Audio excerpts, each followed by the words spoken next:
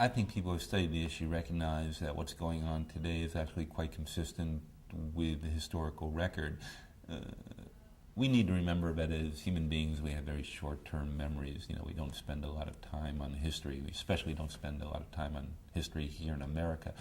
And in fact, the use of state forces is a relatively recent development. Only really been around since the rise of nations in the aftermath of the Treaty of Westphalia in Europe.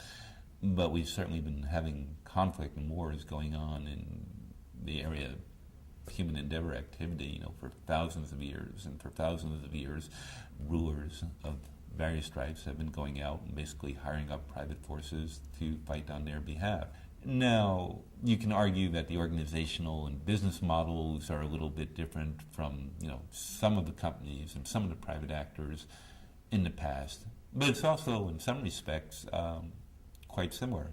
I would argue that companies like the East India Company that the British used, for example, is actually a pretty close model to what we're having today, except that they probably had more independent political authority than the contractors, say, operating in Iraq do.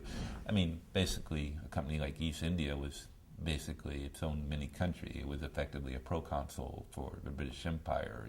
They had a lot more autonomy than a firm like Triple Canopy or Custom Battles has on behalf of their client operating in Iraq. They're far more hemmed in, respectively, than a company like East India was.